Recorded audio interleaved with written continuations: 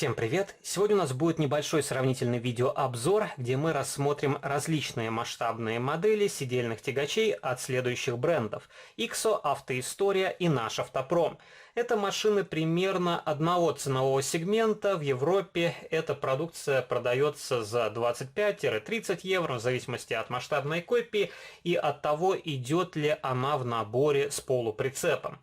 Я вам покажу некоторые сидельные тягачи из моей коллекции, также пару полуприцепов, и мы с вами посмотрим наглядно, чем друг от друга отличаются модели в плане покраски и проработки, у кого из производителей лучше получилось передать образ настоящего прототипа, и в заключении данного видеоролика подведем итоги, выскажу свое мнение, на мой взгляд, какой производитель лучше по соотношению цена-качество, и также вы можете в комментариях написать ваше мнение. Согласны ли вы со мной? Возможно, у вас другая точка зрения, тоже озвучьте ее, будет интересно ее узнать. И также можете написать в комментариях, какие из показанных мной в этом видеоролике сидельных тягачей есть у вас. И начнем мы с продукции Наш Автопром. Это капотный сидельный тягач Крас, и эта модель уже давно снята с производства. Это еще ранний Наш Автопром с хорошей покраской, с аккуратной сборкой, и эта модель в принципе без особых нареканий. Конечно, по нынешним меркам она проще, чем даже современная журнальная серия от Modimio, но на то время других аналогов попросту и не предлагалось. И это была хорошая альтернатива старым иликоновским КАМАЗам, чтобы разнообразить коллекцию, и также различной ручной работы из 90-х годов. Если вы посмотрите, у этого грузовика окрашены сиденья серым цветом, дворнички из пластика, окрашенные серебристой краской, правда, они не очень аккуратно установлены, и также тут виднеется облой, пластиковые зеркала заднего вида, дверные ручки отлиты единым целым с кабиной, как и поручни, сзади прикрепили небольшой красный огнетушитель, есть ящик для различного инструмента, также запасное колесо. На запаске я поставил диск от Maestro Models, потому что изначально тут запасное колесо было со ступицей и крепежными болтами. Также пластиковый бак. И преимущество этого грузовика то, что у него металлическая рама. Из-за этого модель довольно увесиста, но проработка рамы оставляет желать лучшего. Плашка двигателя отлита единым целым с рамой, как на старых советских моделях. Также окрашена только часть выхлопной системы, почему нельзя было полностью окрасить глушитель серебристой краской. Очень примитивно сделана балансирная тележка, и также тут не очень хорошо изготовлены задние фонари. Они просто нарисованы красной краской, огни заднего хода серебристой краской, и присутствует небольшое сцепное устройство. И у этой модели рабочее седло. И преимущество этого грузовика — это, еще раз повторюсь, аккуратная покраска и сборка, металлическая кабина и металлическая рама. На этом все преимущества заканчиваются. Очень примитивная модель по нынешним меркам. Следующий экземпляр — это EAS от Автоистории. Эта модель в плане проработки значительно лучше. Тут уже и отдельные дверные ручки, и более аккуратные стеклоочистители. Также присутствует маскот на капоте Мишка. Лучше сделана светотехника, правда, у этой модели не окрашен интерьер. И плашка здесь из обычного черного пластика. И у этой масштабной копии также мне больше нравятся покрышки. Присутствует маркировка, и на модели от Нашего Автопром резина была по мотивам. Она отдаленно напоминает настоящую покрышку ID304. А тут покрышки вполне реалистичны. Также присутствует топливный бак, два запасных колеса, рабочее седло. Задние фонари уже в виде небольших прозрачных стекляшек. Это несомненный плюс. И у этой модели, как и у Краза, тоже довольно примитивно проработана нижняя часть двигателя. И на этой модели уже пластиковая рама. Это в какой-то степени хуже, чем металлический вариант, но я думаю, если эту раму аккуратно покрасить издалека, она будет смотреться вполне нормально. И на варианте такого сидельного тягача от SSM рама была из металла. И я помню, одно время сидельный тягач от Start Scale Models продавали с хорошей скидкой, но не стал покупать его в свою коллекцию, об этом жалею, нужно было его взять, и тогда у меня было бы две модели, одна упрощенная, вторая с металлической рамой. И третий сидельный тягач – это Mack от IXO, и эта масштабная копия выходила в рамках европейской журнальной серии. Но по большому счету данный грузовичок не сильно отличается от обычного регулярного изделия в коробочке IXO. Единственное, тут дворники не из фототравления, не окрашены сиденья, и модель поставляется без бокса. А в остальном это точно такой же грузовик, и мне у этого журнального варианта больше понравилась схема окраски. Тут, как и вариант от нашего Автопром, металлическая рама и металлическая кабина. Правда, кабина сильно упрощена, дверные ручки просто обозначены краской.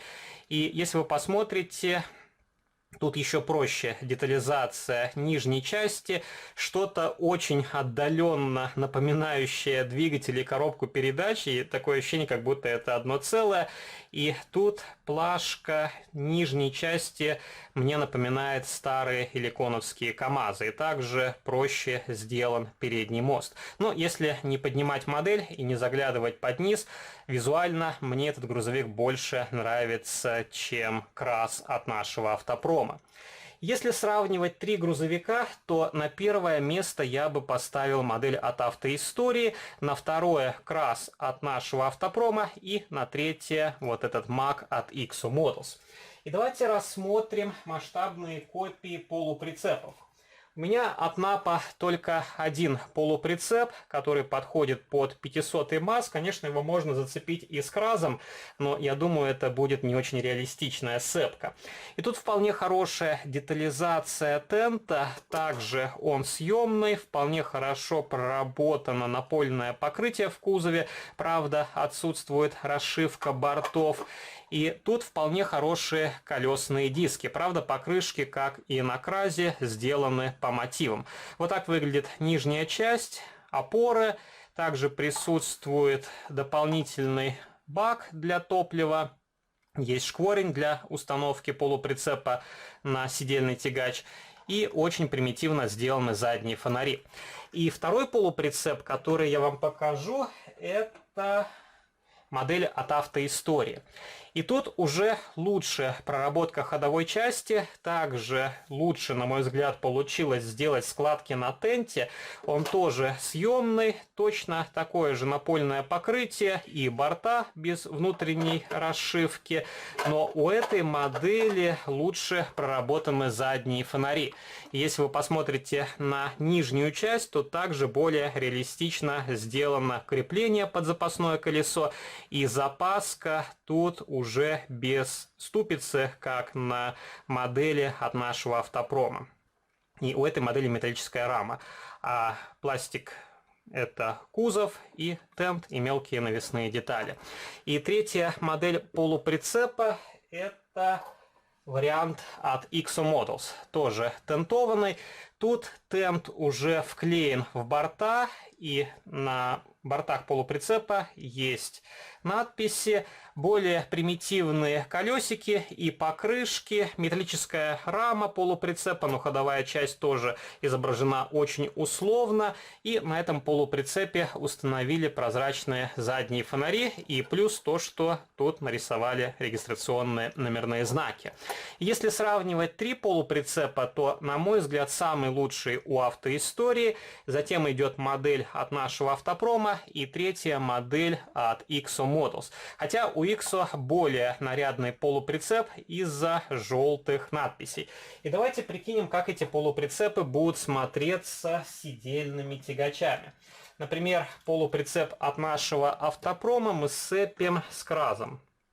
И получается вполне симпатичная сцепка. Сложно сказать, были ли такие автопоезда в реальной жизни, но по цвету мне нравится, как подходит прицеп к сидельному тягачу.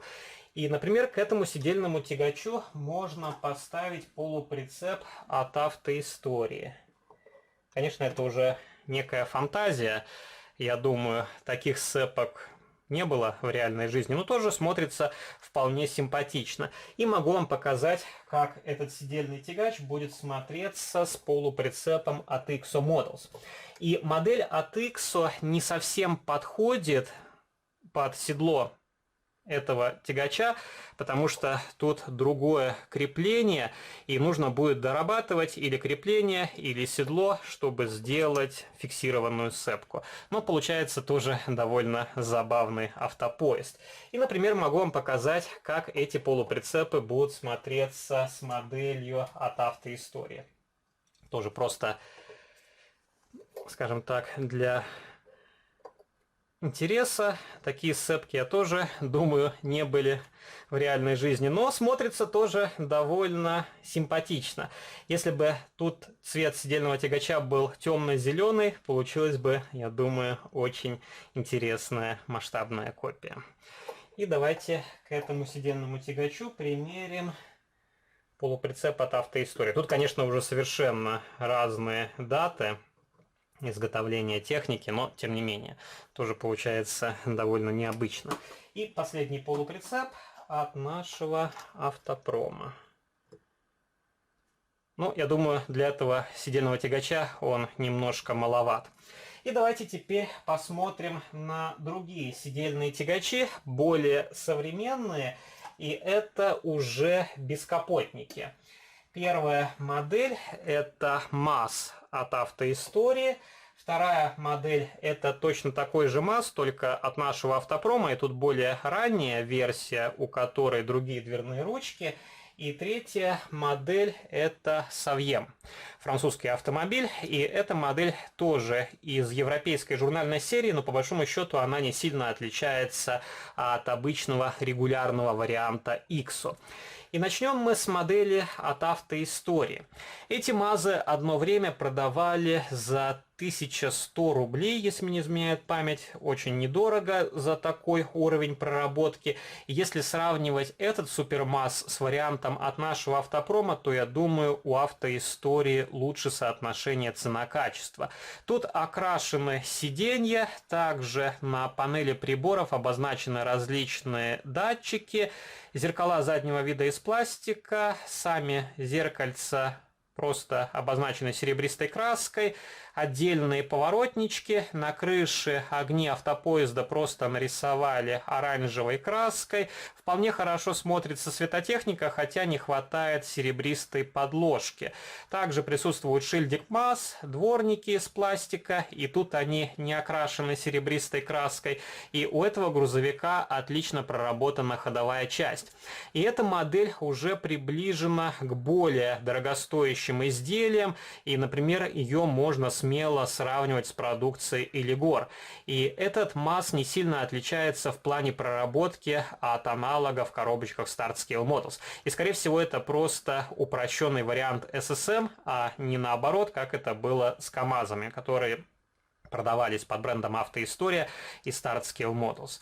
И вот так можно посмотреть, как тут сделана ходовая часть. Очень все симпатично. И у этого сидельного тягача откидывается кабина и прекрасно проработан двигатель. И давайте посмотрим модель от НАПА.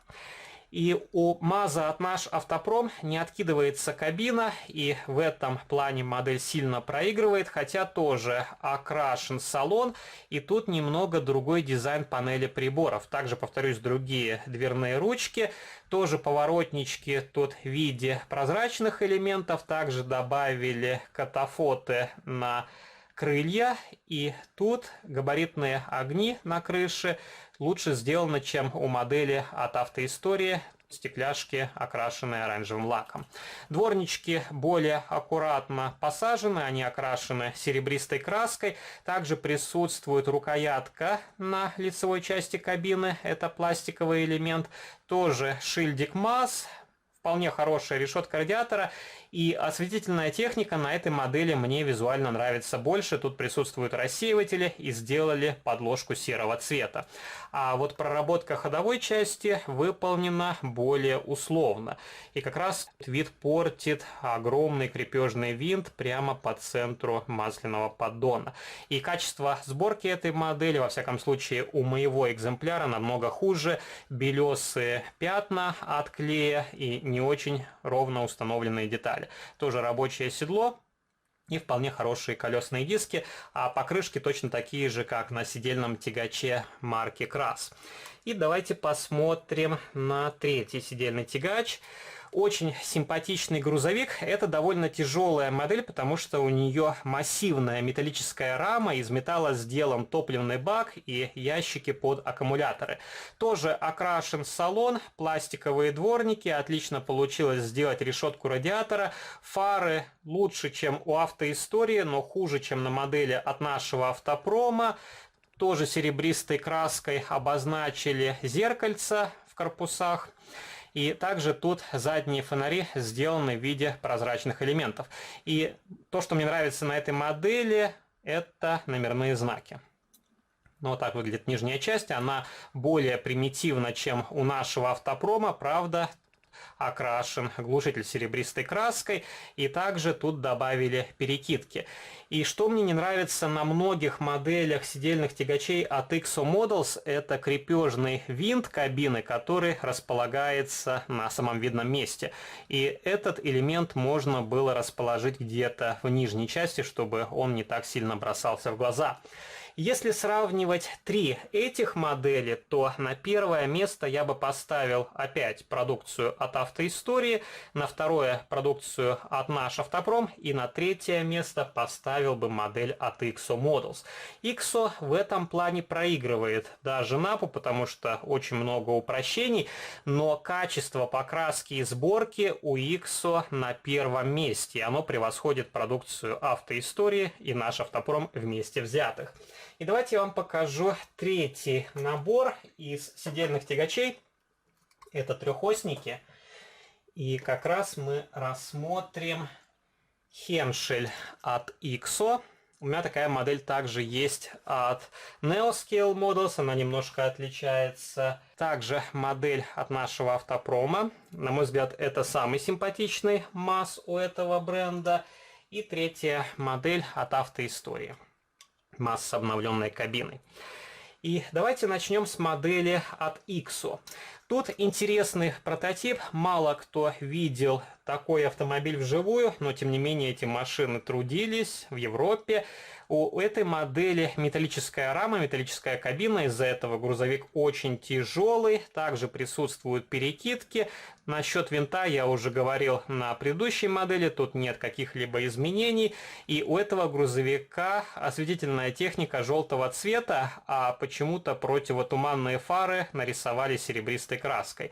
И у этой масштабной копии не окрашен интерьер в кабине. При желании можно раскрутить модель, окрасить сиденье, это придаст более живой вид грузовику. И также можно посмотреть, как сделана нижняя часть. И следующая модель это МАЗ от нашего Автопрома. Очень красивый цвет кабины. У этой модели окрашен интерьер, сиденье и обшивка на дверных картах в одном цвете, аккуратно установлены дворнички, присутствует визор над лобовым стеклом, также обтекатель. И на этой модели я поставил покрышки от Maestro Models. Изначально здесь была резина, как на предыдущем МАЗе от наш Автопром и на Кразе. И у Напа, по-моему, один тип покрышек, и они ставят его на абсолютно все модели. Вот так выглядит нижняя часть, точно такая же плашка, как на модификации 5432. И отличие у этого МАЗа – это выхлопная труба, которая идет за кабиной. И вот так выглядят задние фонари. И последний МАЗ, который я вам покажу, это 6422 от Автоистории с кабиной белого цвета.